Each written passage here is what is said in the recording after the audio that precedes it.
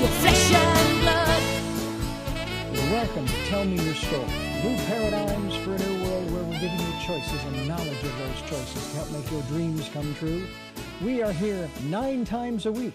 Sundays at 7 a.m. and 7 p.m., Monday mornings at 1 a.m., Wednesdays at 9 a.m., and Monday through Friday from 8 to 9 a.m., streaming live at all those times at richarddugan.com. We are on SoundCloud, iTunes, TuneIn Radio, Spotify, Stitcher, Player FM, as well as YouTube, where you can watch these conversations. I hope that you will take time to subscribe and click notifications so that when a new conversation is posted, you'll be notified and you'll be able to tune in, listen in, and learn, and be entertained and inspired. A reminder that Choices, which is my book, 5 Steps for Life, it's available on Amazon.com in paperback, hardcover, and Kindle with Audible, soon to be released. We also ask that if you can support the work that we are doing financially, we do have a PayPal account. It is there for your security as well as ours. And when they ask for an email address to whom you're sending, please go to richard@richarddugan.com. That's the email address.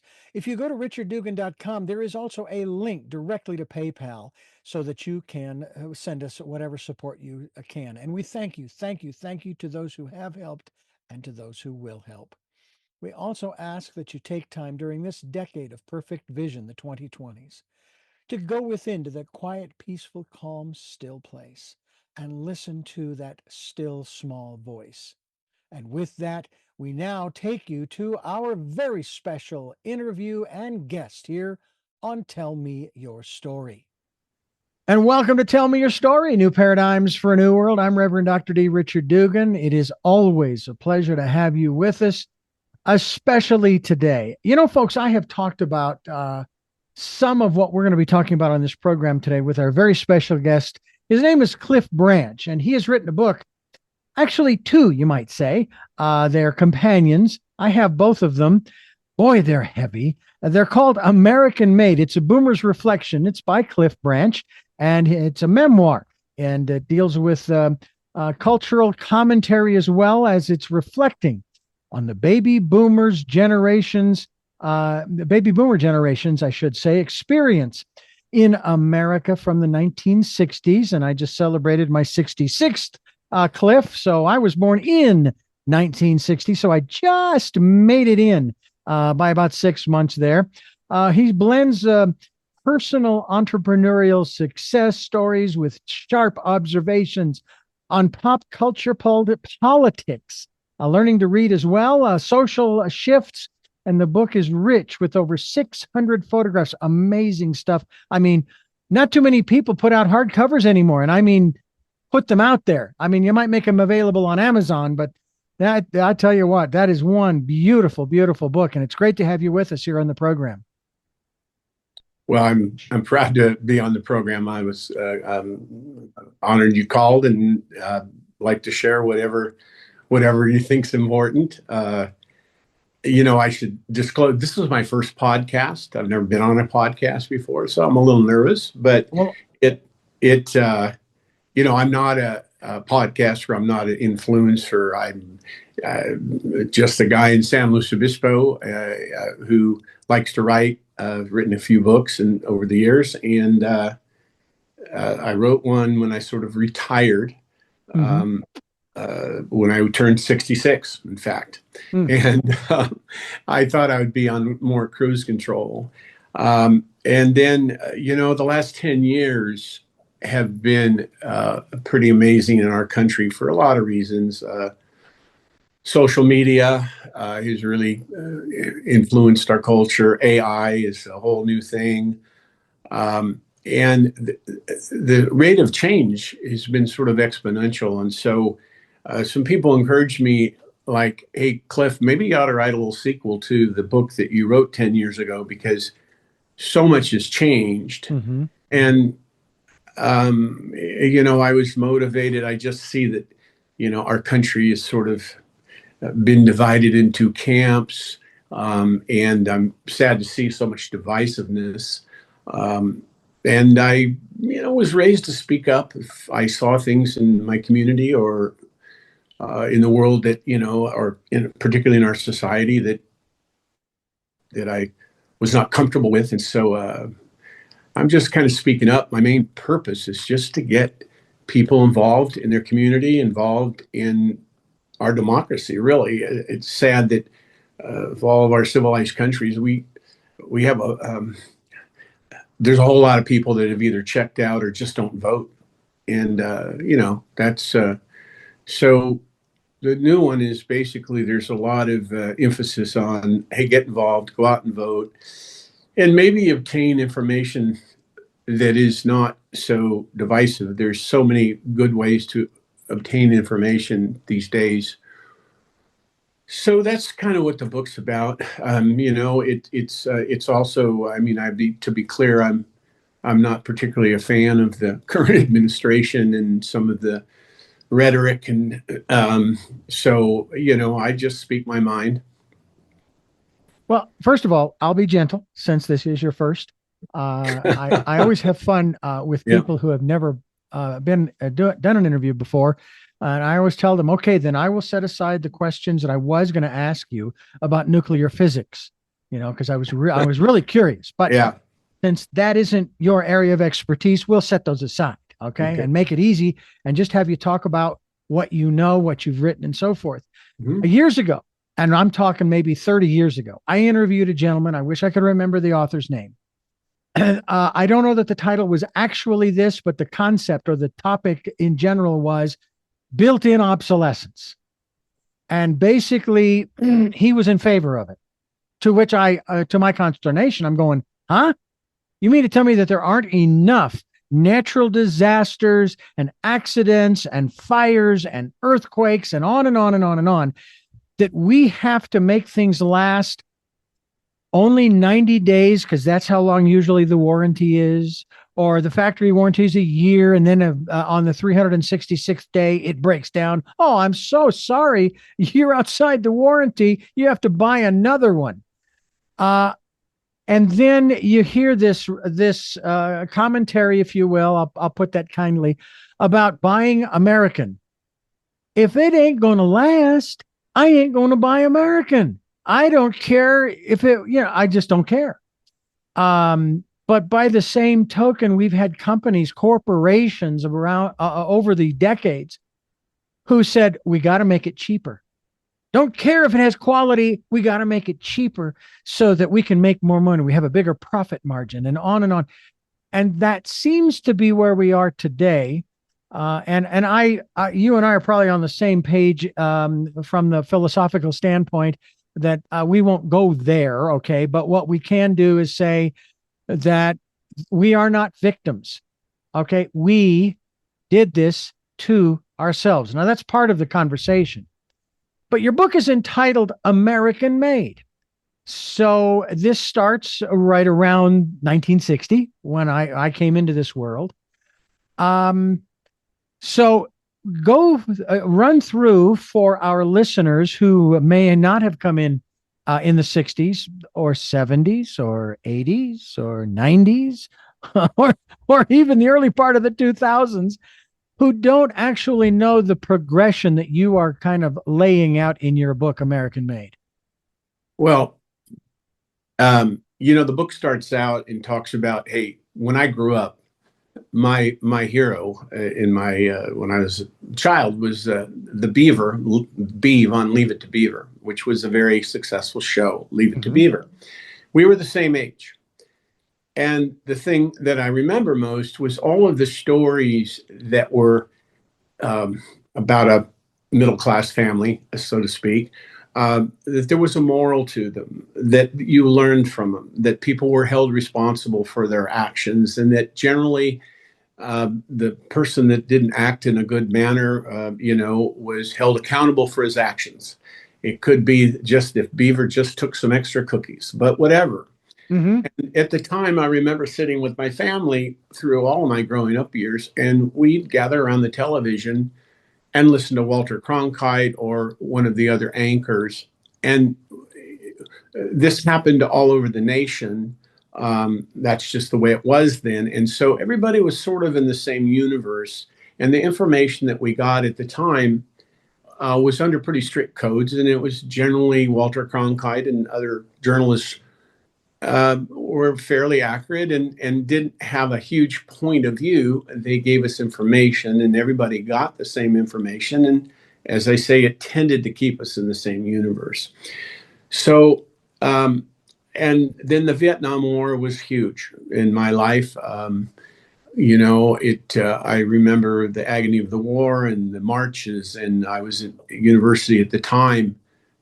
It was a different world. I remember sitting with 50 students in a room when the dissension about the Vietnam War was so strong. They decided, well, we're gonna break it up a little bit. We'll have a lottery, and therefore most of the students will know they're not going to be drafted, have to go to war, and so that will diffuse things. And I remember sitting with a bunch of students and my partner. We had a company already we'd started. I had probably 100 people working for me before I got out of college, and a business. And my partner and I decided that, well, if our number comes up, if you got a low number in the lottery, you would go off. And we decided we'd have to shut down the business and go off to, do our duty. We'd be drafted. But fate had that I got a very, very high number, and so did my partner, and we were able to continue. But some of my best friends did not. It's Excuse me. So sure. my best friend came, home in a body bag. So, and that was on the news every night. You could see the planes. And so, this was the first war that our country fought that didn't turn out so well. And we've sort of had a string of those. So anyway, when I, about the end of it, but the first book, Understand, was just really a reflection about how I grew up. And American Made would actually applied to me. I was American Made. I grew up in America. I grew up, under our Constitution. Mm-hmm. This is very personal for you. Yeah, this is very personal for you. Well, I'm remembering growing up. I had very, very good parents. I was a lucky kid, very lucky kid. And, my mom was basically a psychologist. My father was a senior editor at Stanford Research. And so we had family council meetings every week, and we would discuss things. And there were 3 boys, and each of us had a vote.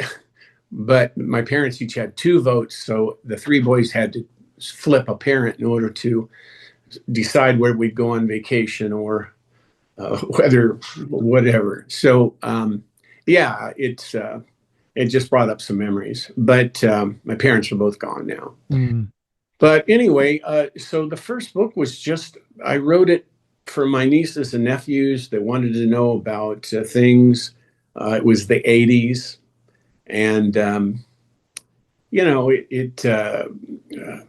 I just was turning 66 and started writing and had some fun. And a publishing company really liked the book.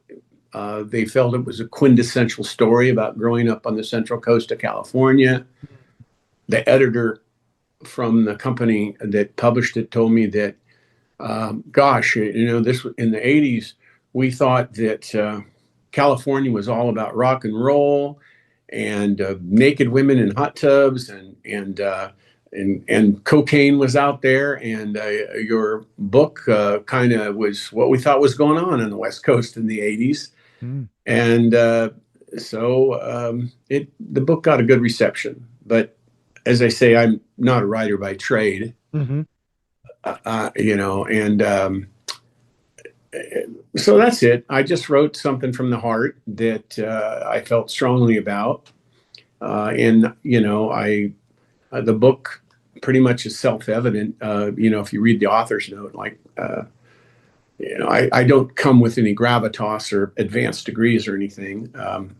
But I have paid very close attention to our society for 60 years. And so I just put down my observations. Well, that's what I do on this program. They're my observations, my perceptions. I'm not saying I'm right or wrong. I'm just saying that's kind of what I see. And I see a lot of irony. I see a lot of hypocrisy, which sort of falls under that category. I see a lot of people also who care deeply about this country, but not necessarily from a political or governmental standpoint, but from a personal standpoint. And I saw that after certain events that happened in my lifetime and yours, whether it was 9/11, whether it was COVID, whether it was any of these other events that took place that affected large parts of the country. Out here in Central California, where I live, and actually I'm off the grid from that standpoint. Central California, I'm now about 180 miles to the east, up here at Twin Peaks near Lake Arrowhead. But I lived almost 20 years in Santa Barbara, and we had to deal with wildfires. And we were evacuated between 2006 and 2025. We were evacuated one time, and that was in 2017 during the Whittier fire. And thank goodness it shifted back the other way, and we were able to go home after 10 days. And I saw people step up. I saw people helping people. I didn't care how much money they made, or what party they were with, or which side of the aisle they were on, what church or synagogue or what have you, mosque they went to. They saw someone who was in need, and they were there to help. And I think that's kind of what we're talking about here in terms of this American made. Those of us who were born here, yeah, we're American made, sure. But I'm wondering, Cliff, if maybe those of us who have been American made, maybe not so much you and me, maybe we both feel this way, but a lot of other folks who want to play the victim, and they've forgotten one of the key phrases that immigrants coming in through Ellis Island said to each other and so forth. This is the land of opportunity. And they're moving here. We live here. How is it that people don't understand that you were born and raised here and you think you don't have the same opportunities, and maybe even more so because you were born and raised in this country? And I would have to say that you and I would have to compete for the best parents in the world, because I grew up in Phoenix, Arizona. I think back on my childhood and growing up and how we had the run of the neighborhood. We ran up and down the alleys and through the yards and all this kind of stuff until sunset, and then we'd go home. And so we were gangs, if you will, but not the kind that we have today.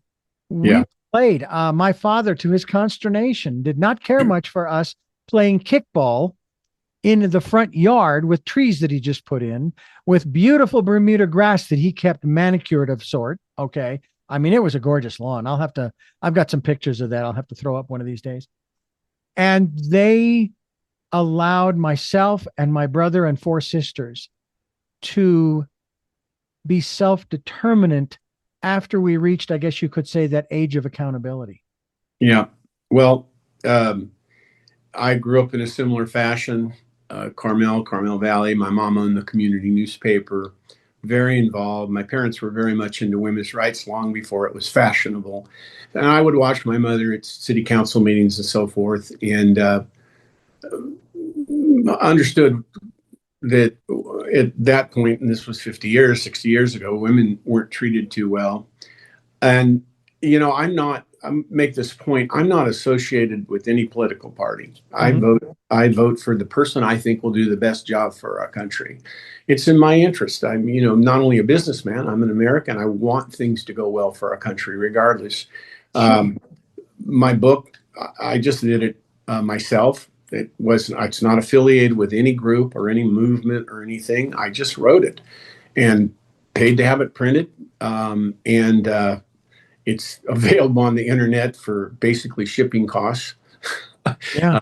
You can get both books for $19, and it's barely, it doesn't even cover printing and shipping, but I don't care. It's not, I did it. And, it's been interesting. I have, in the last few days, I've been flooded with calls that people have received the book and like that the tone of the book, even though, I make a lot of points about our society, things that bother me in our society, particularly the violence and what's happening in these days. We have, this is a very unique time. I haven't seen anything like this in my 60 years of watching politics very closely. Mm-hmm. And I hope that the pendulum will swing back a bit. But I'm not telling anybody how to vote. I'm not affiliated with any political deal. I just wrote what I thought. Yeah. I Yeah. I just felt like that's how I could participate in my community and in our democracy.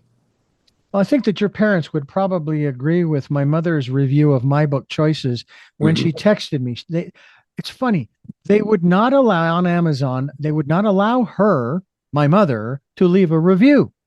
Apparently, relatives can't leave reviews, whether you like it or not. So she texted me and she says, first of all, congratulations. Now you are published. You can at least say that. You may not make oodles of money. Then again, you might, but it doesn't matter. At least you got your book published. But the one thing that she said that really I will always remember, she said, I learned things about you I always wanted to know.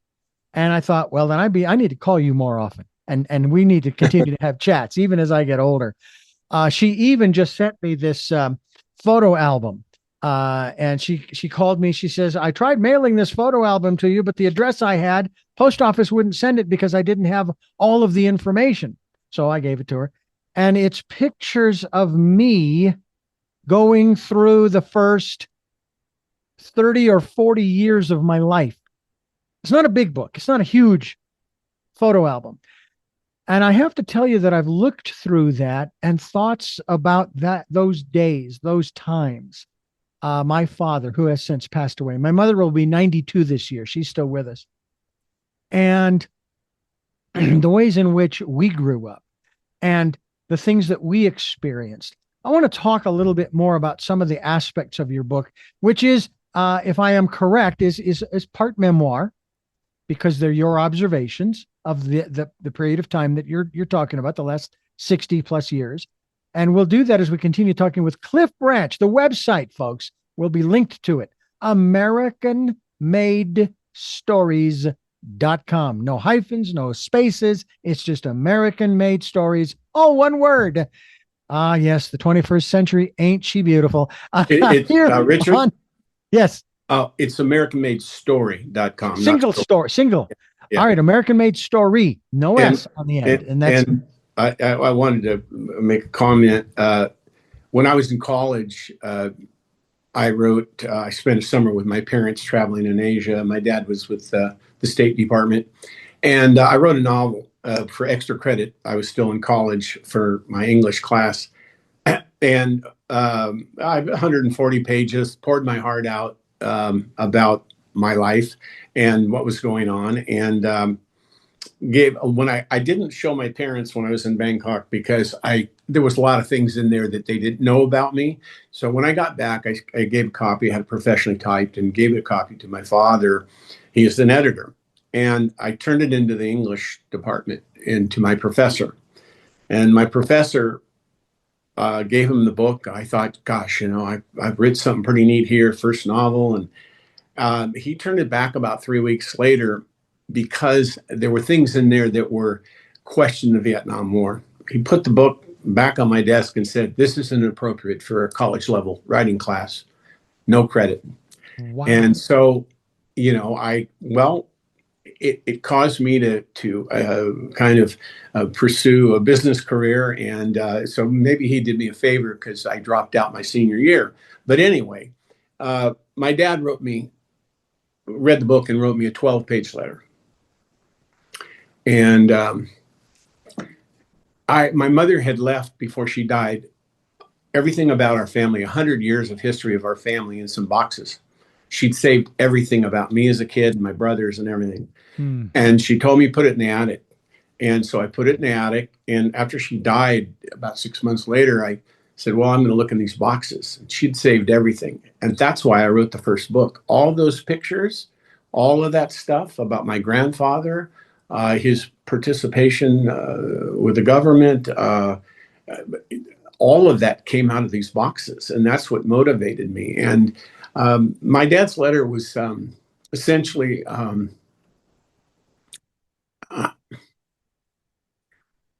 well, it was like a love letter to his son. Mm-hmm. And he accepted what I wrote and made comments, but and he didn't judge. There was a lot of things in there he might have been free to judge, but he did not judge. And so I had that similar experience with my parents. Yeah. Well, we're going to continue this conversation talking about AmericanMadeStory.com, the website, and we hope that you will go there. We'll be linked to it as we continue here on Tell Me Your Story. Reverend Dr. D and Cliff Branch, author of the two-part or two-volume book, AmericanMadeStory.com is the website, and American Made is the title of the book, parts 1 and 2, if you will. One is hardcover, the other is paperback. And I tell you what, I went to pick it up at the post office the other day. I thought I was going to need a hand cart.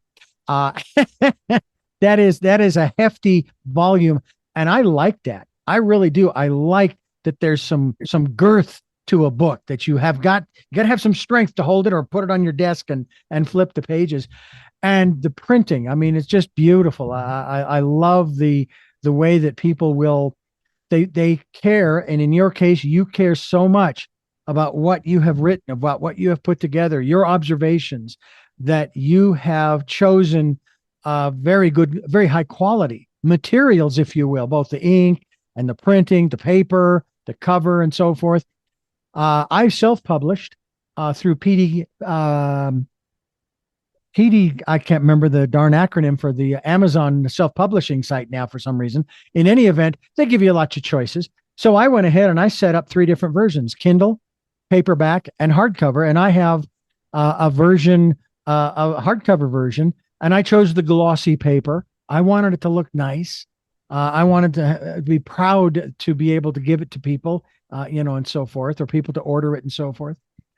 And I even put in pictures of the house that I grew up in from the street. And there's my dad's lawn, beautiful, with one tree there back by the front of the house.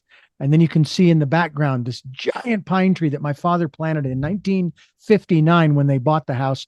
Are you ready for this? For $28,000.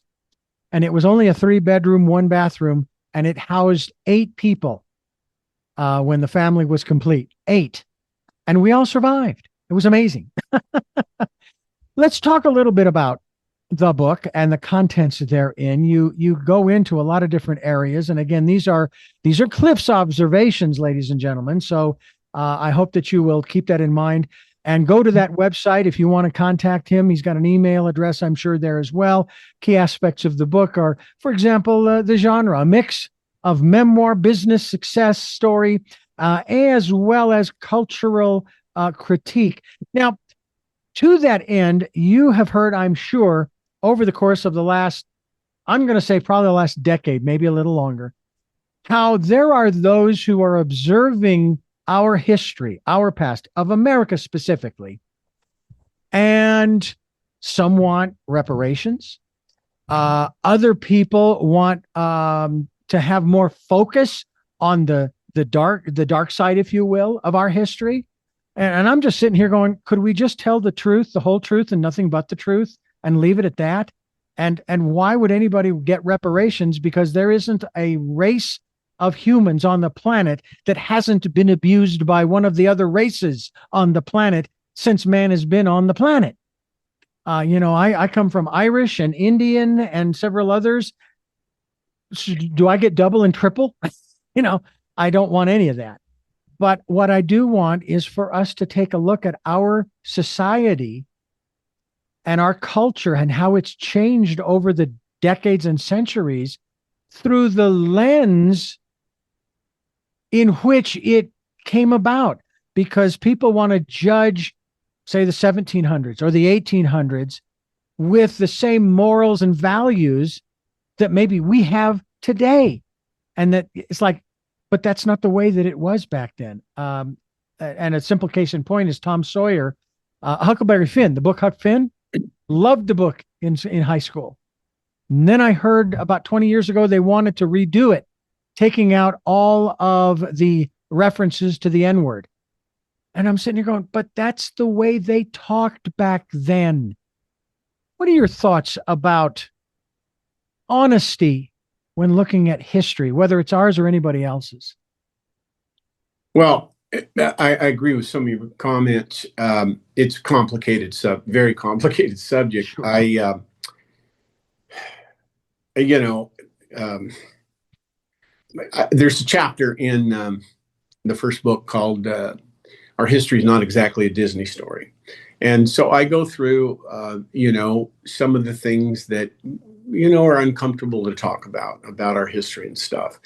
And as years go by, as you point out, their history, and they have in some ways less impact and less meaning for today, whereas other things such as our Constitution may have more impact for today. I mean, technologically, we have a huge issue in this country with guns, and we have 500 million handguns, and yeah, we have more handguns than we have people, Yeah. and millions of assault rifles.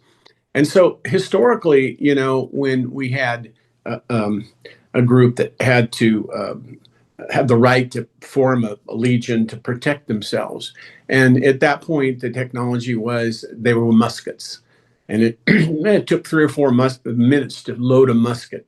And so if you were a good shot, you might be able to shoot somebody with a musket. And if you didn't hit him, you'd have to be careful because he might charge you, and it'd take you a long time to reload one bullet. And now we have, young men at 18 years old, 21 years old can go buy what essentially are military assault rifles. There's 11 million of them out there. Young men at 18, maybe their brains aren't fully developed. Maybe they're angry. Maybe they're got a lot of things going on physically, whatever. But now they can go and easily buy a weapon and kill 50 people in 10 seconds because they have, or 30 people, whatever. So, but we haven't changed. We haven't adjusted for that technology. So it's a very complicated thing. And now it seems in the last few years that suddenly you can carry in a lot of states, you can carry weapons on campus. You can open carry. I was down south and walked in, and there's a guy sitting next to me with an AK-47 in a fast food place, and people and he was, an odd looking fellow, and people just started leaving because you just don't know. So it's a really complicated thing, and finding a balance is difficult. And people feel very passionately about their rights. So, evolving our laws and evolving our society is a difficult challenge given technology, particularly. AI is going to really have a huge impact too. Yeah, I know that's a subject I think we will get into here in just a moment, but I want to ask you in reference to what you were just talking about, that maybe one element that's missing, not just from our educational system, but also from the home life, maybe even from the religious perspective, and that is not only critical thinking, but also teaching personal responsibility. I grew up in this business in broadcasting. For 15 years, I worked for a Christian radio station. The word responsibility might as well have been a 4-letter word of profanity, because the last thing that they wanted to do, and even to this day, they don't want to take responsibility. They want to play the victim. It's somebody else's fault. It's the devil's, or if something good is happening, that's God. God did that. I didn't have anything to do with that. And it's like, well, then why are you here? I mean, I don't understand why you're even bothering to exist if you aren't willing to live the life you have been given. I mean, we have free will. My book Choices talks about that one of the first steps is you got to make a choice. I don't know what choice to make. Well, then find out, maybe spend some time, as is spoken of a lot when I was at that station, go into your prayer closet and ask the Holy Spirit, ask that still small voice, ask however you want to define it. What should I do next? Where should I go? What should I be? And what about tomorrow? I kind of wonder about that for you, Cliff, and in terms of you've written this book, you've written these 2 books and put them together and made them available through their website, AmericanMadeStory.com. onward.com for They're available on Kindle too. okay. And for $20. I mean, under $20, you get change back And that from your includes sawbuck. that includes shipping. Exactly. But I'm curious as to we'll get back to the elements of the book as well. But what about Cliff? What's next for him? Are you planning on writing another book? Well, and I covered this in the book. I have some pretty significant medical challenges right now. So I've been diagnosed with a very rare disease. Not going to get into the details. I did mention what it is in the book if anybody's interested. I'm on some fairly severe pharmaceutical drugs that are experimental, and so I'm going on a ride and going to do the best I can. I spent in my 20s and 30s, it's in the book, and there's quite a bit. There's some in both books, but I spent quite a bit of time at Esalen Institute. Unbelievable workshops in my 20s and 30s.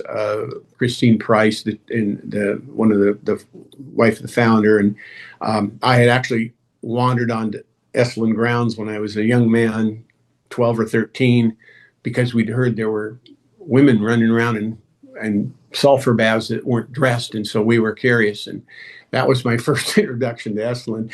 But when in my 20s and 30s, whether it was Joseph Campbell, Hero of a Thousand Faces, mythologist, or even somebody like Werner Erhard that ran EST at that time. I don't know if you remember EST, but it was. I actually participated in an outgrowth of EST called LifeSpring back in 1980. So yeah. I'm familiar. Yeah, LifeSpring, that was a further outgrowth. And Werner showed up on the S grounds in a helicopter, which kind of blew everybody out. But those workshops had to do primarily with understanding your differences and celebrating your similarities, or celebrating your differences and understanding your similarities. And there were people from all over the world. Generally 20 to 35% of the participants at Esalen in the workshops were from outside the countly. And after so many years of that, my wife likes to say I matured. So anyway, she says I'm a work in progress. But that's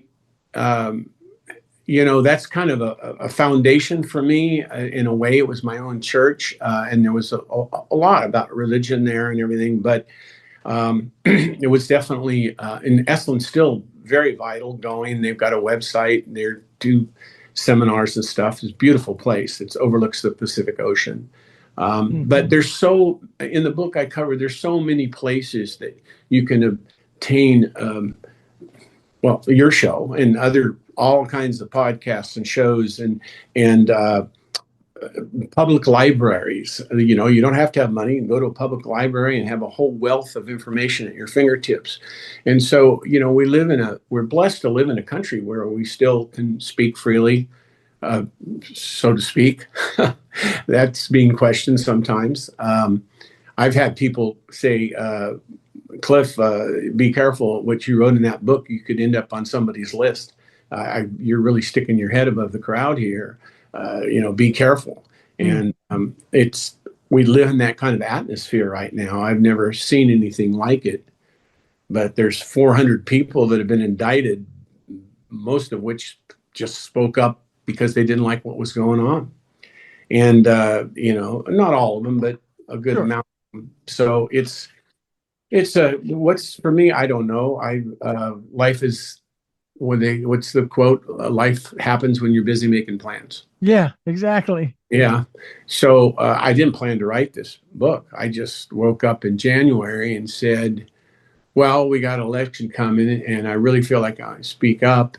So I'm going to give myself 90 or 100 days to write my thoughts down, kind of stream of consciousness, really, to write my thoughts down and try and get this thing out at least a few months before the election. So I feel like I've done my part to talk to my countrymen about what I see going on, whether anybody, I could be just howling at the moon. I don't know if anybody will ever see this book or read it, but it's just something I did.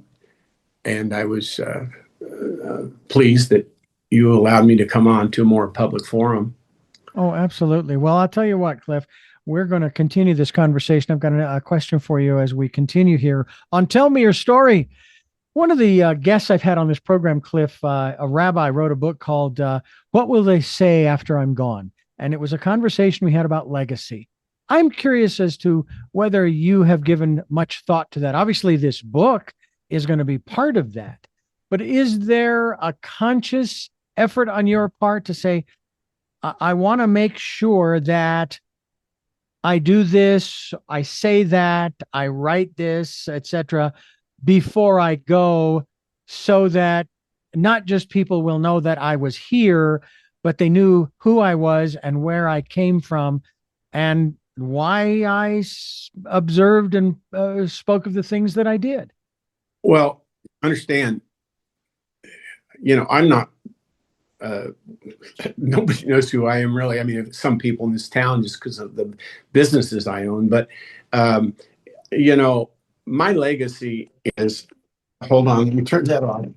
Sure. Take your time there. Cliff is the author of American Made. AmericanMadeStory.com is the website. Go ahead, Cliff.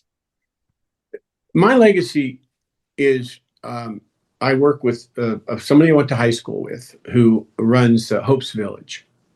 And I spent a year interviewing homeless people and going out the street and giving them, envelope with a little bit of money in it and trying to figure out how and what happened. And nobody knows that. I don't care. That's my legacy. It's for me. Mm-hmm. I do things in the community and donate causes and try and help my family and help my brothers whenever I can, and my niece, nephew, try to be a good husband. Anyway, hold on. No worries at all. Yeah. Anyway, so been trying to be a good husband, and I'm not worried about any legacy. The first book I wrote for my family and friends. Mm-hmm. And I love to write. I've always loved to write. I wrote a book back in the 80s. They told me not to mention this, but I wrote a self-help book back in the 80s. Sold a zillion copies, and 40 years ago. And in fact, they published 3 different editions. Give me the name. It was called The All-American Cocaine Story. And I found in the 1980s, remember, I'm pretty entrepreneurial. I found out in the 1980s that I would go to parties early in the 80s, and it was a fashionable new thing. There'd be lawyers and business people and people in suits, but they'd be snorting this little white powder. I never did drugs in high school or college or anything. I'm not a drinker. I still not a drinker. And I haven't done any drugs for 40 years other than these pharmaceuticals that I'm taking. But anyway, I thought I participated in some of this for a while. I never really got hooked, but I thought, you know what? I want to get off this. I'll read about it.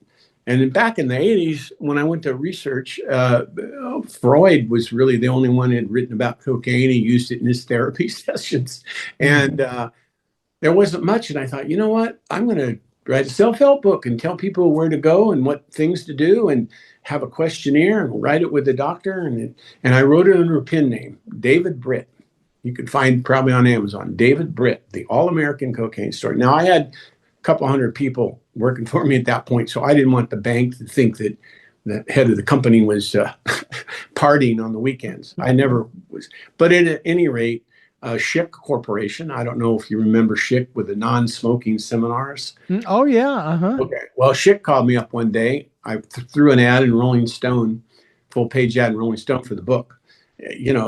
I just thought, hey, this is needed, and I'll sell 1 million of these. And I got thousands of letters. Schick called me up and said, hey, we'd like to buy the rights to your book and use it nationwide in our seminars. And they did. And they They've printed 3 different editions of it. And so I got wonderful letters from people all over that wrote the publisher. They couldn't contact me. And at that time, Richard, I did it. Nobody ever knew at that time. Today on the internet, if I wrote a book like that, it'd be hours and somebody would out me. But I wrote it under a pen name. It sold a ton of copies all over the nation. And people would write the publisher, and I would get their letters that this book helped them. That's my legacy. Nobody knows it. I don't care. But for me, it's just something I did that turned out well. You know, I've never had a fear of failure. And, you know, that's just what I've done. Hmm. Well, I'll tell you, it's fascinating because I just found a young executive triumphs over the most seductive drug of all, an American cocaine story. What everyone needs to know about the epidemic abuse of cocaine today by David R. Britt. David was my best friend, and his girlfriend's last name was Britt. And there you go, folks. You've got an inside story there. And are you ready for this one? It's only available used, and it's available used for $35, and it's a paperback. Now, I don't know if I want to pay $35 for a paperback, but I think it would be fascinating to have on one's shelf, as well as to read it. I think it would be a very interesting read, to say the very least. You know, it's a lot's changed in 40 years. Oh yeah. You know, so the book today would be considered kind of quaint, I think. Compared, yes, I think you're right. You know, compared to what our drug. I mean, there's so many drugs now, and all of these different drugs get laced, and you know, and psychedelics, and it's a whole new world. But that was 40 years ago. Yeah. And I haven't done any since, but I like to write. So I sat down and wrote that book, and what do you know? It's Chick Corporation called me up. Oh, wow. Very cool. Yeah. We're talking with Cliff Branch and his book, American Made. The website, once again, AmericanMadeStory.com. We hope you will check that out as we continue here on Tell Me Your Story. You know that the book, American Made, explores personal ethical development, the illusion. Oh, I have to take umbrage on this one. The illusion of paradigm shifts and the enduring relevance of certain American issues. And the reason I would take umbrage with that is because, you know, one of our subtitles of this program, Tell Me Your Story, it's New Paradigms for a New World. Cliff, help me to better understand this aspect of the illusion of paradigm shifts. What are you referring to, and why is it illusory? Did I write that, or is that written about the book? I think that's written about the book. Oh, well, see, that's not that's not yours. All right. Well, then we'll just go ahead. Well, I didn't write that. Somebody projected that onto the book. It's fine by me, but okay. There is a paradigm shift, and it just has to do with the exponential rate of change. And it's just, you know, I cover that in the book. I think it's a very, very, just the social media and the fact that everybody can live in their own bubble. Yeah. And that you will go to your bubble where you get your point of view reinforced. News is as much entertainment now as it is factual. So, and anybody with any point of view can become an influencer and suddenly have 1 million followers. There's an alarming amount of our junior high and high school students who aspire just to be influencers. And so that's wonderful because anybody can have a megaphone, but it's a little bit scary on the other hand. But it is a paradigm shift because in the old days, you couldn't just go out and talk to 1 million people. It just didn't work that way. That's true. Yeah. There's a place in London, actually. I saw a story on this where you take your, and you actually, some people actually do, take your wooden box, you set it down on the ground, and you stand on top of your soapbox, if you will, and you speak your mind. And of course, you'll reach maybe a dozen, maybe 100 people. So as you're standing there for 15, 20, 30 minutes, or however long you choose to do so. And that's the way it used to be, where you would do just that. You would just speak your mind wherever you were. And now you can do that online. And I will tell you that when I come across some of these, and I really cutting back on my scrolling through. I do not do what they've termed doom scrolling. I'm an optimistic person. I'm looking at the positive aspects of our future. It isn't over until we're all no longer breathing. Okay. That's when it's over. And as long as you and I have breath in our lungs and a voice to speak our minds and to share our observations, there's still a possibility. There's still opportunities. And that's what you share in, of course, this book, American Made. In terms of the generations that have come along, and I find this interesting. It took me a while to figure out whether I was in the baby boomer generation or not, because they kept moving the goalposts, or the borders, if you will. And apparently I'm also part of another generation that came along after that one, which that's kind of nice. I'm part of two groups. I belong to two different clubs. It's better than not belonging to any of them. But we've had so many different generations. And I mean, my sisters and brother and I, along with my parents, I think about the changes that my parents went through. I mean, my dad was born in 1931. So he went through the Depression. I asked him about that once. I says, how did that feel going through the Depression? He says, well, we didn't know that it was the Depression.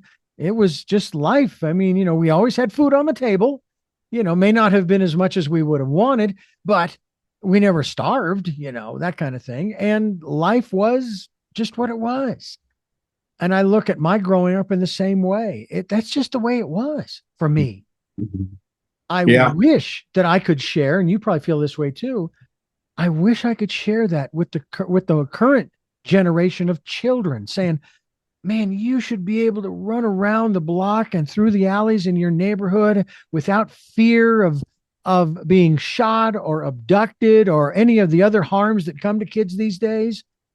One of my favorite comedians, Woody Allen, used to talk about how, he joked about how, this big black van pulled up and a guy poked his head through the window and says, hey, I got some candy in here if you'd like it, if you want to get into the van and go with me.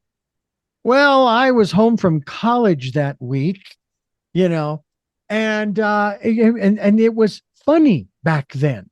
It was humorous. You couldn't really make those kinds of jokes today because we have a whole different, shall we say, atmosphere.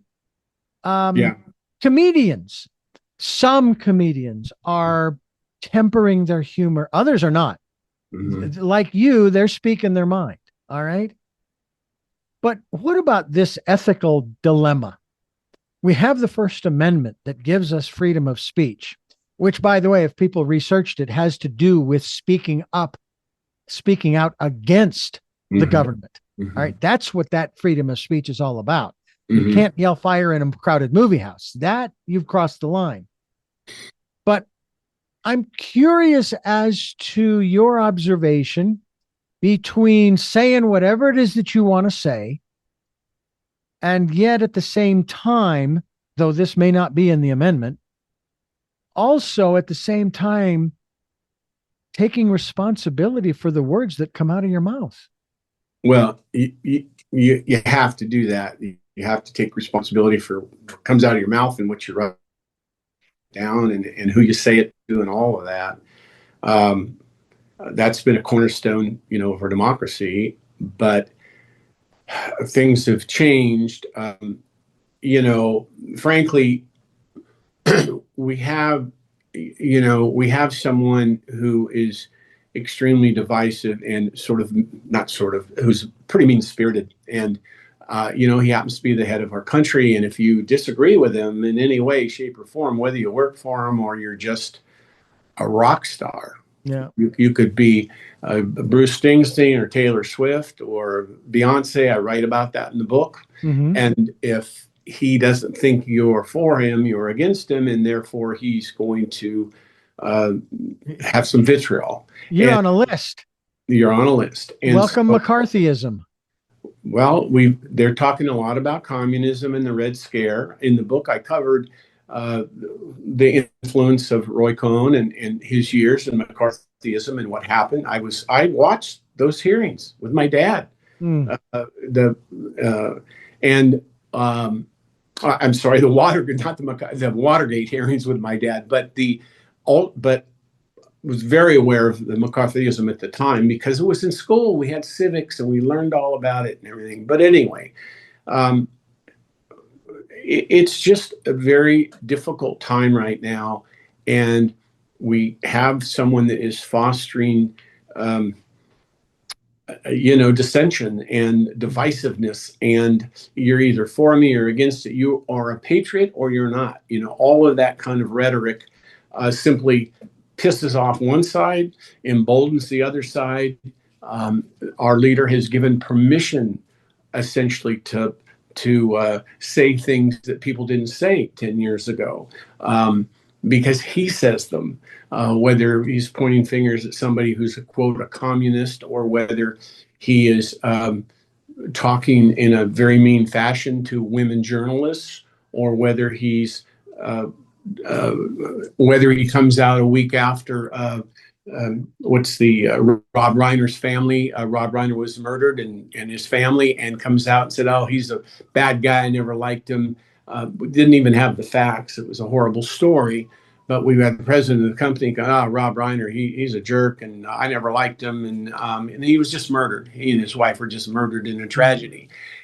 That's to call that a lack of empathy it's just mean-spirited, and it's not appropriate. But then it gives people permission to do similar things because they don't like somebody that's different.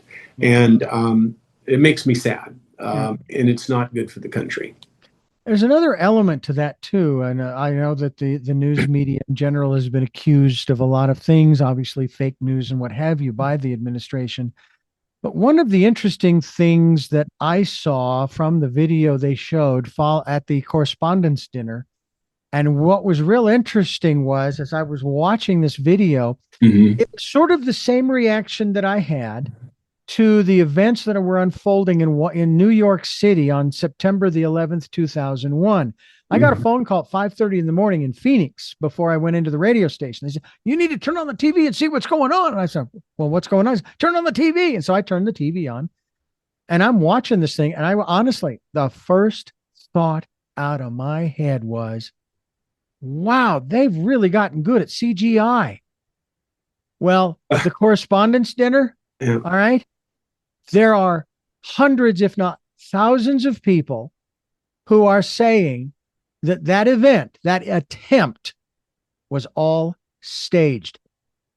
I mean, I think about when Ronald Reagan was shot outside the motorcade.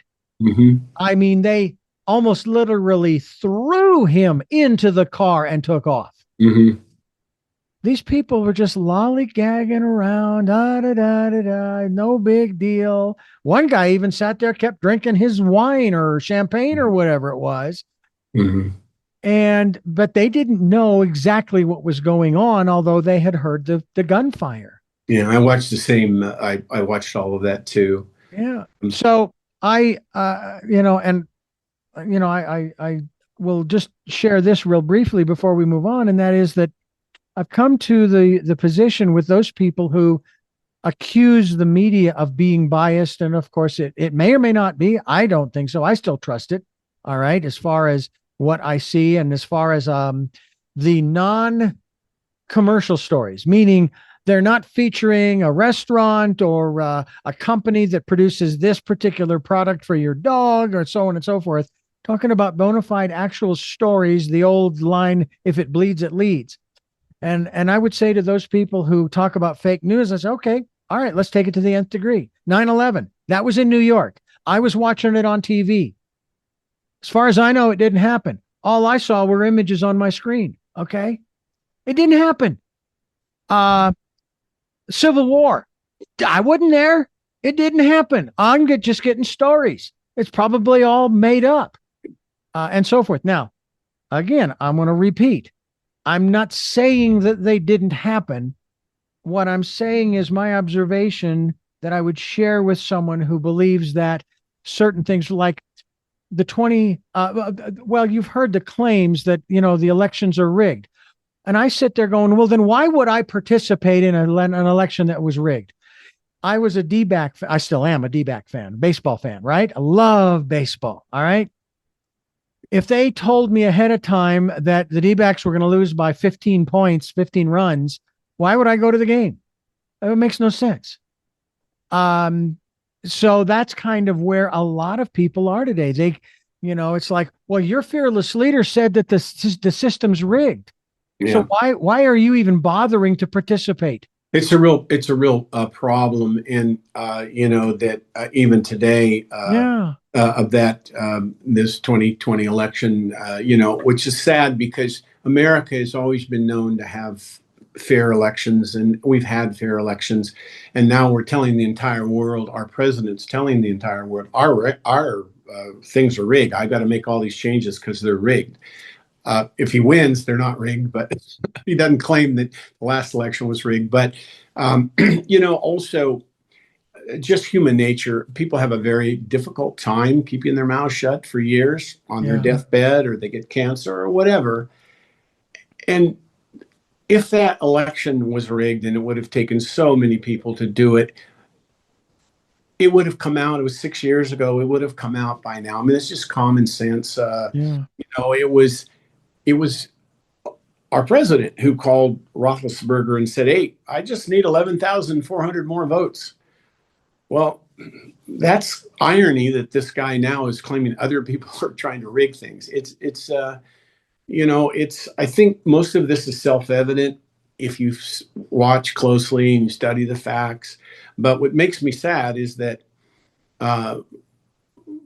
we've got so much divisiveness that people are now much more emotional about it. There's a lot more anger. People are scared. A lot of people are dropping out, saying, "I just don't want to deal with this." A lot of my friends, I had a focus group with both Democratic friends and Republican friends before when I first did the final draft of this book. Mm-hmm. And my Democratic friends, a lot of them were like, "I'm not dealing with this guy. I'm not dealing with it anymore. He tells lies. He's mean-spirited." They went through the laundry list of what a bad person and all this. Mm-hmm. They are angry and livid, but a lot of them are like, I'm just checking out. My Republican friends were, "This guy, he's a man's man, and he stands up for America, and he's not going to take any crap, and he's he's a little narcissistic and all of his gold stuff, and the Kennedy Center and all the things, and the Bitcoins, kind of feel uncomfortable that he's made billions of dollars while he's in office in his first year, but his policies are good, and he's a man's man.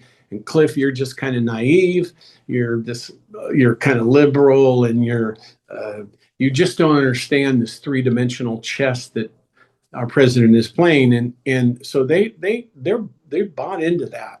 Mm-hmm. And then the other side, and that's sad because they're not really talking very much. And I'm calling it like I see it, but I call him Mr. President, and I'm most of the time in the book where I point out things, I use what other people who are much more knowledgeable than me say, whether it was his former Secretary of State, or the former Attorney General, Bill Barr, or even somebody like Karl Rove, who's been a very conservative Republican for years, what their point of view. But generally, Trump has had an unbelievably hold on the Republican Party. Very few people will speak up. He basically says out loud, "If you don't vote the way I want, I'm going to primary you, and you're going to be out of a job." So that's like the boss saying, "If you don't stay extra work and do all this stuff and do what I want, you're fired." Hmm. So it's a very odd situation. I just haven't seen, in my 60 years of watching, I haven't seen any other president quite act this way. And honestly, it bothers me, and I wrote about it. But it's not all I write about. I mean, he's in there, but quite a bit of the book has to do with how our society has shifted to allow this to happen, more or less. Yeah. Yeah, and a lot of it has to do with the internet and AI and Yeah. it's technology. Yeah. Well, one final thing I'll say, and Yeah. that is that there's the accusation by that side of the aisle that everybody else on the other side Mhm. who has problems with the administration, they Yeah. have this syndrome and they have Yeah. this derangement syndrome, right? Yeah. And I'm sitting here going, all right, well, hang on just a moment. If that is true, and you have people who have been on your side for a while Mhm. and are now beginning to see things the way many of us have seen Mhm. for quite some time, Right. are you now making the implication that this syndrome is contagious because that is the only explanation, and that there's another syndrome that you have, and they call it Trump derangement syndrome. You Mhm. have Biden and Obama derangement syndrome. Mhm. Okay, because you can't let it go. You Mhm. cannot seem to move on. And then to the point you made about nobody speaking up, it's like, what is it? Mhm. Either A, what is it that he has on them, Mhm. or why is it that doing the right thing is less important than holding on to your office? Mhm. It's like Yeah. the shackles of power, the Mhm. chains of power Mhm. that these people are wearing Mhm. that prevent them from doing the right thing. Mhm. It's absolutely amazing. I mean, we've heard the term slavery used a lot. Well, these people in on Capitol Hill, how different are they? Well, you understand, we've never had a president that has such a tight control of the Senate. He's got the Congress. He's got the executive office, and he's kind of got the Supreme Court more or less on his side. He appointed three of the people. It's a pretty conservative court. And now, because of the court, he has control of our bureaucracies, whether it's the CDC or the Justice Department, Mm-hmm. whatever, Yeah. where suddenly, where suddenly he can fire people or replace them. His cabinet, the people running our country right now, there about 20 people came out of the Fox News network, that he appointed immediately. Whether it was some in his cabinet, like Pete Hegseth was a commentator on Fox News. Mm-hmm. Um, but these were people that proved their loyalty. These were people that had a very staunch point of view. Um, they weren't necessarily the most qualified or even had experience in the job they were being offered. Kash Patel with the FBI. Look at the head of ICE that was let go, Mm-hmm. and Homeland Security, Kristi Noem. Um, so it's a very odd situation. I haven't seen a president with so much power, and he's used that to uh, increase his power. He's got control over bureaucracies now, and also he just does what he wants. I mean, in other words, he's been challenged in court quite a bit, but he doesn't care. In other words, it doesn't matter what the Constitution might implicate. He'll just do what he wants, and then maybe he'll lose a few in the court. But it's a very odd situation.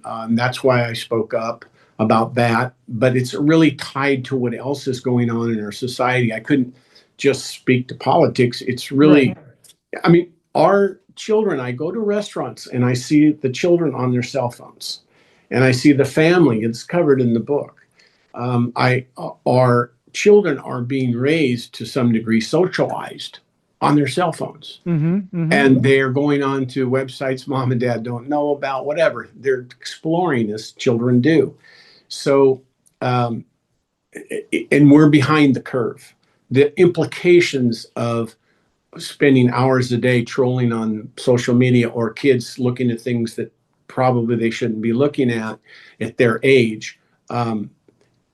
The ramifications of that are just unfolding. Yeah. And so we're behind the curve because technology has been so much faster. Yeah. I mean, the iPhone only came out in what, 07, 08, and it's just, do you see anybody walking down the street without an iPhone or a cell phone in their hand, Yeah. getting news 24/7 and texting while they're crossing the street? They're still texting. Yeah. It's just a different deal. And Oh, absolutely. yeah. Well, there's a bright spot on the religious front, if you Yeah. will. I got to tell you that I was not elated as much by the fact that Pope Leo came from Chicago and the United States, Yeah. as much as I was that I could listen to him and I could understand everything that he was saying. Yeah. And Yeah. I liked the positions that he would take. Yeah. Not specifically like in politics, you have policy. Okay, not exactly that, but the fact that he would come out and speak to the people, not at them. Yeah. Yeah. Yeah. And I mean, I still remember Pope John Paul II. Oh Yeah. my, I actually got to see him in person in Phoenix when he was traveling around back in the 80s.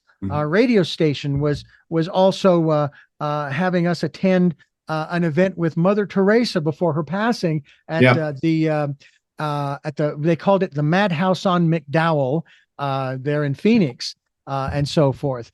And I've been privileged to have been a part of some of these different events, and it would make such a difference, not just to me, but to all the other people that were there. They've just felt so blessed, if you will. They felt so good, and that they had that opportunity at the very least to be within 25 or 50 feet of these very profound individuals on the global stage that you wouldn't ordinarily get to meet. And even though Pope Leo's a breath of fresh air, and even though he's an American, he can't exactly be fired by exactly. And so, but he treads a very interesting line to say what he thinks, but it's based in love. It's based in the more noble aspects of mankind. Yeah. There's not a mean-spirited bone in his body, and it's quite a contrast between him and the president. They got into it, as you know. Yeah. Oh, yeah. Yeah. And I'm sitting here going, you are just begging for a lightning bolt, buddy. As the mythology goes. Yes. But let me ask you about your upbringing and where you are. I like to use the term your inner life, because one of the things we promote is asking people to spend some time going within to that quiet, peaceful, calm, still place and listening to and following the promptings of that still small voice. Well, growing up, my parents had a belief in God, but they weren't particularly. My mother grew up in Los Angeles. She had a Jewish background, but they weren't particularly practicing. My father had a very uptight Protestant background from back east. They met at a ball in New York. She was the editor of Mademoiselle magazine for colleges for the country, and he was a writer for Time Life, and they met at a ball.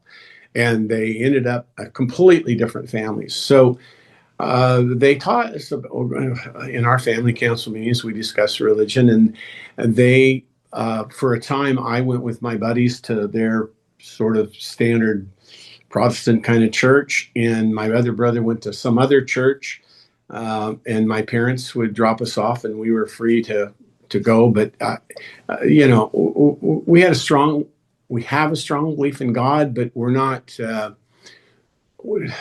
particularly dogmatic or I'm not devoted to a particular religion where I go every Sunday and try and follow a strict rules. The rules that I try and follow are pretty well laid out in the Bible. Just do unto others. It's Hmm. all the Yeah. normal, all the golden rules. It is really phenomenal that there's this incredible diversity of faith around the world, but especially here in the United States. And to me, that gives me hope. It really does. When I was working for the Christian station for 15 years, when I would talk to what I'll refer to as the laity, just the Mhm. people who sat in the pews, Okay. and they would share with me where they were coming from. I like to use the word philosophy. They would share with me their philosophy, what they believed. And no two people shared exactly the same thing. And that's what gave me hope that at least these individuals were, for the most part, back then in the 80s, early 90s, they were thinking for themselves. Now, I do believe that regardless or setting aside all of the rhetoric that's out in public, the megaphone crowd, that most of the people are thinking for themselves. It's just that they don't quite have the courage to speak up. Now, there are ways of saying things that people will hear, all right, and they'll consider. As we already know, there are also ways of saying things, and nobody wants to hear any of it because of the way you're saying it. Mhm. And so intent is huge. Your intent with American Made, that's available both through AmericanMadeStory.com, but again at Amazon as well. Share with us, even though in this last hour and 15 minutes that we've been talking, you have shared at length. Bring it down to, shall we say, either the elevator pitch or just a couple of sentences. What is your intent as the creator of this work and the presenter of this, I'll call it philosophy of American Made? What is your intent? Well, I'm not sure there's a philosophy in there. What I wrote was my own observations and more or less a stream of consciousness, and to some degree in both books. The first book was based on a lot of things that my mother left that caused me to write to my nieces and nephews, and so 2/3 of the book is about that and about some entrepreneurial pursuits. But understand, um, I wanted to speak my piece. Mm-hmm. I'm an entrepreneur by nature. My early companies, I sold one to CBS Corporation, one to the Coleman Company, created several different companies over the years. So I said, okay, I can't really walk that well, and I've got some medical things. I'm not sure it'll be productive to go march and hold up signs, but I can write, and I'm going to write something, and I'm just going to put it out there in hopes that maybe it'll get some attention. And so, as one citizen, maybe I can um, make other people, or not make them, but encourage them to look. I've had a lot of people say, Cliff, I opened your book and I don't really read that much, but the pictures in the book and the captions, I read the pictures and the captions, and it reminded me of all of these incidents and things that I'd kind of forgotten about. In America, the news cycle is so fast that if something's 3 weeks old, you forget about it. And so what I did was I kind of covered some of the major events that have happened in the last year or two. Certainly in the 4 months that I wrote this, I covered it on a daily basis. But I also wrote about things that happened in the last few years. And just to remind people to hold up a mirror. It's just, look, this is who we are. These are real photos. We had to license them. Mm-hmm. They're, there's nothing fake in the book. There's the real photos, and these events happened. And when a lot of people said, I picked it up and I read this, and then I went and I read another chapter and put it down, but it just kind of reminded me of the privilege I have to vote, and that maybe I'll be a little more involved. and maybe they'll hand it to a friend. I can't tell you how many people have written me back now and said, "Hey, send it to my buddy. Here's his address and stuff." And we've sent out, hell, we sent out a couple hundred books in the first few days.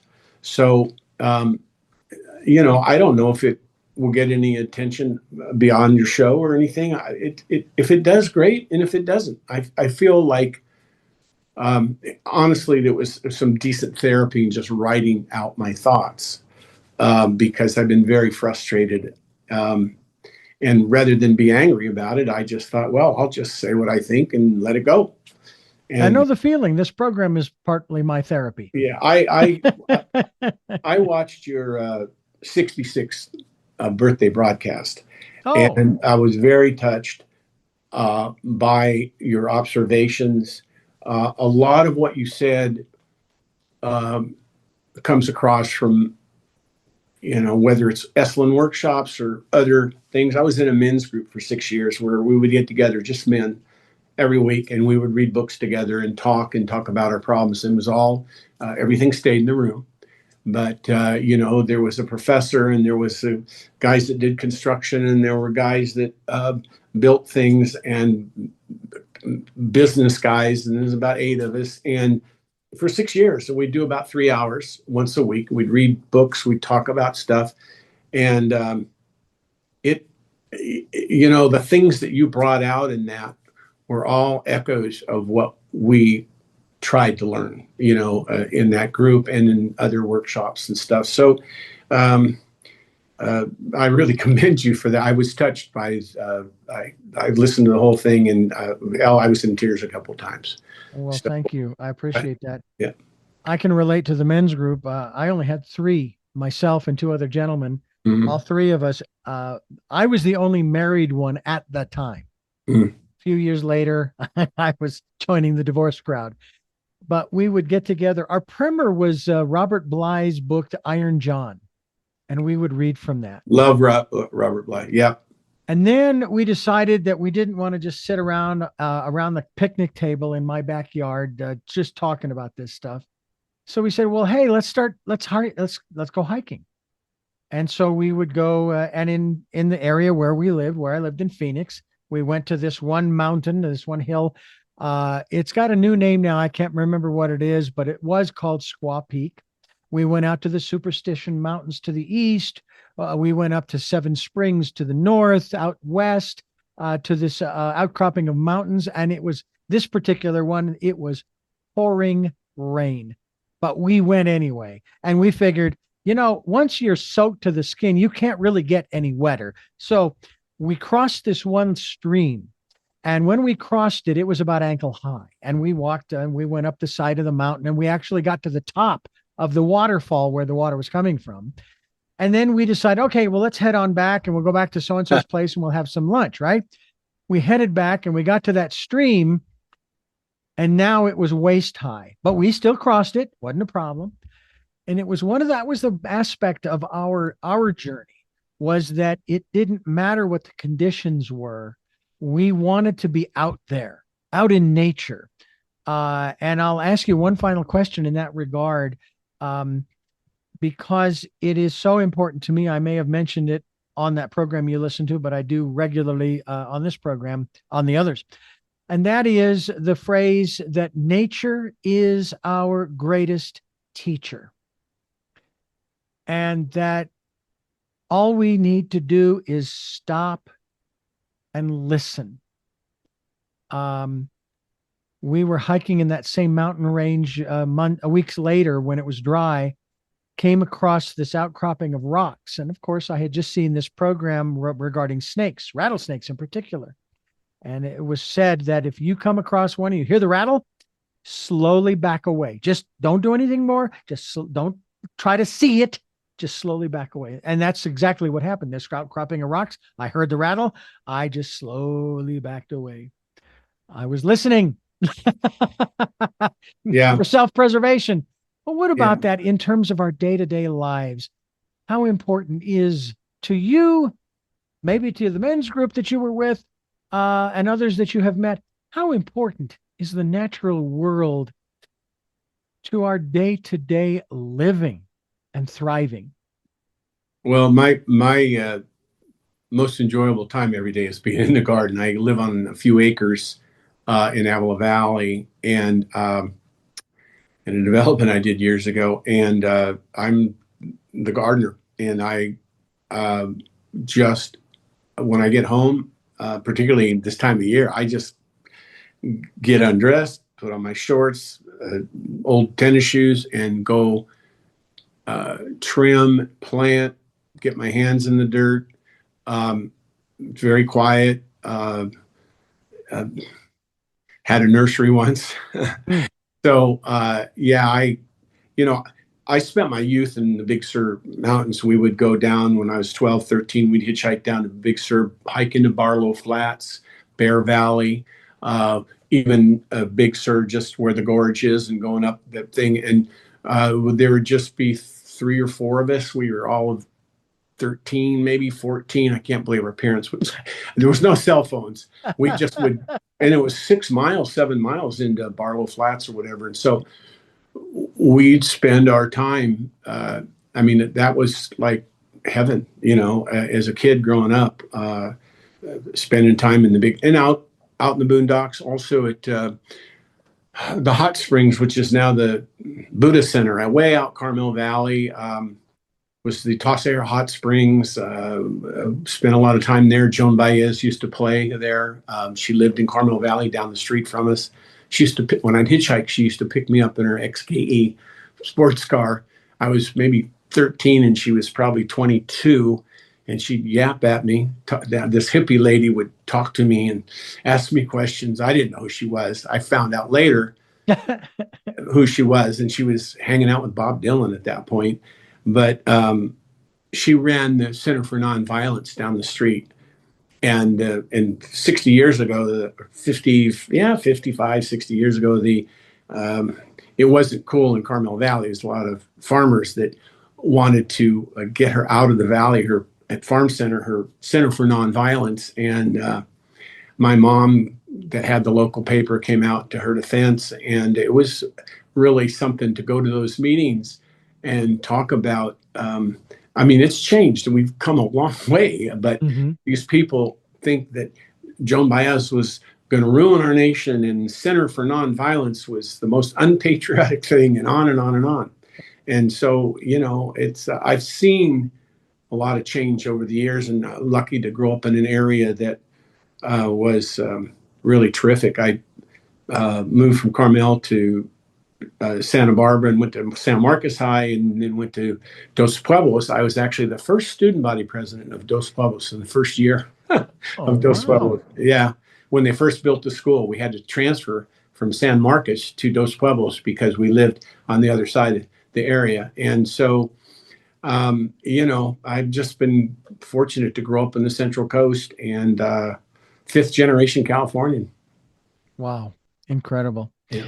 We are talking with Cliff Branch. His book is available at not only AmericanMadeStory.com. It's also available on Amazon. Is it? Yeah, on Amazon. On Amazon, somebody's selling the books for ridiculous prices. You can go through the website. Then go through his website. You can get it for damn near free. Yeah. Is it available or going to be made available in Audible, or is it not quite because of all of the pictures? 600 pictures.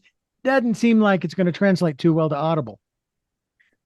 Yeah, I probably not. We'll see what kind of reaction people have, but the idea was this was like a series of magazine articles. You can read, the chapters are self-contained, and they change subjects.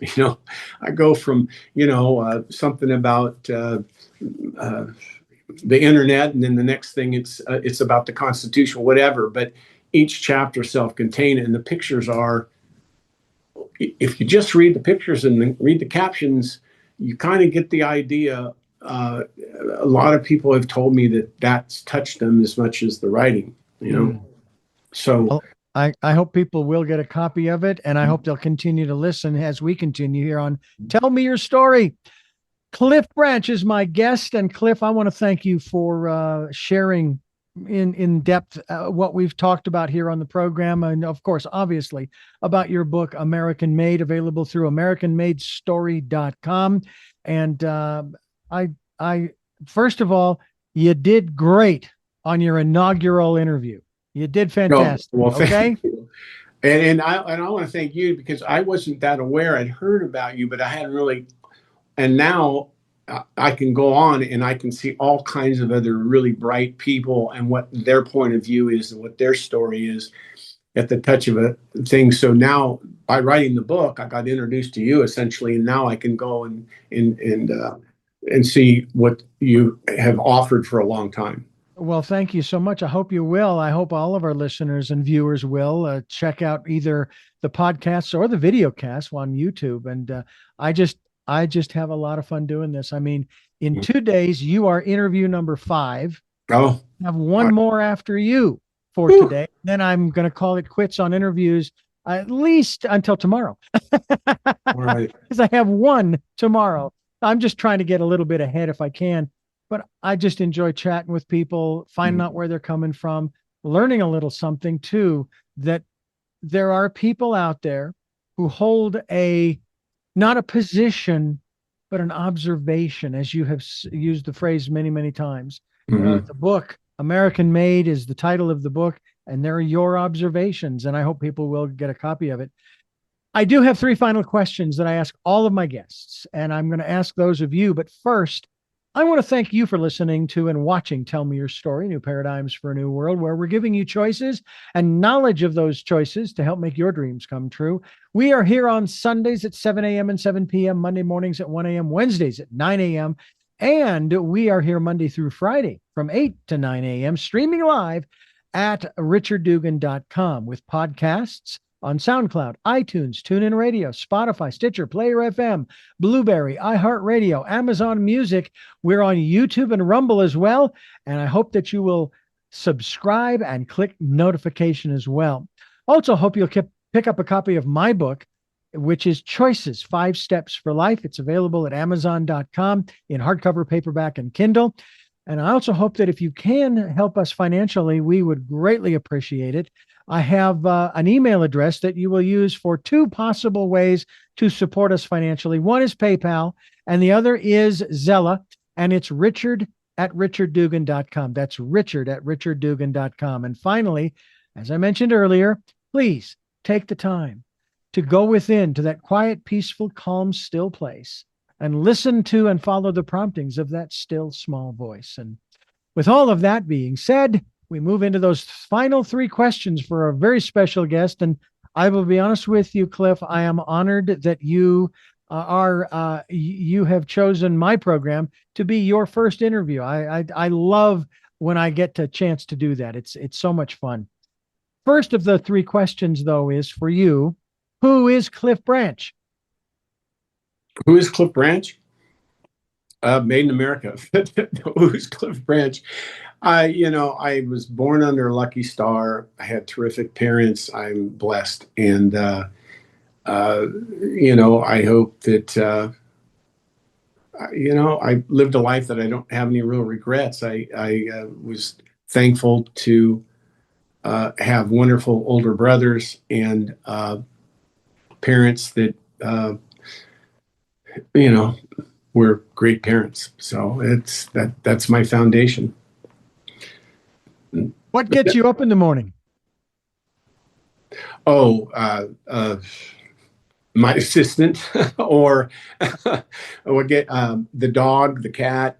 Did you get that picture of my dog and cat? Did that come through? You did. Yeah. Yeah. I saw you talking about that in your 66 about your dog. And I thought, because there are support animals. Anyway, a million things get me up. I'm still in business. We have very actively in business, and so I'm dealing with a lot of local, regional, national businesses that are our tenants. We have tenants in our building from Tesla to Pharma America to O'Reilly Automotive. So I deal with large companies, medium companies, and small companies, and I'm trying to dial back and and work less. I don't want to retire. I just want to change my what I do with my time. And I don't know. Maybe I'll write a column someday or do something. I haven't really. I'm trying to unwind right now. That's what I'm doing. I'm with you there. The only retiring that I will do is on our 2020 Volkswagen Tiguan. Ah, Okay. And our final question for you is, what was your best day? wow.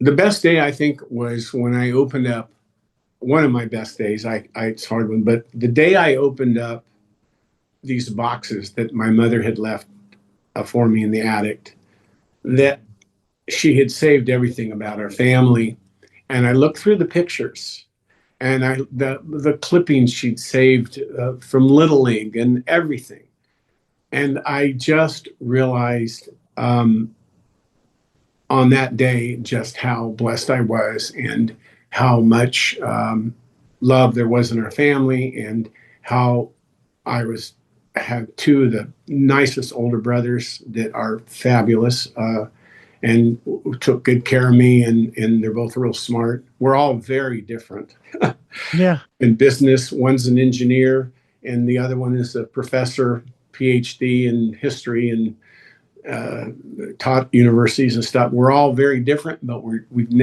just really supportive of each other. And that comes from how we were raised, you know? Mm, So that was my best day when I opened those boxes. that's wonderful.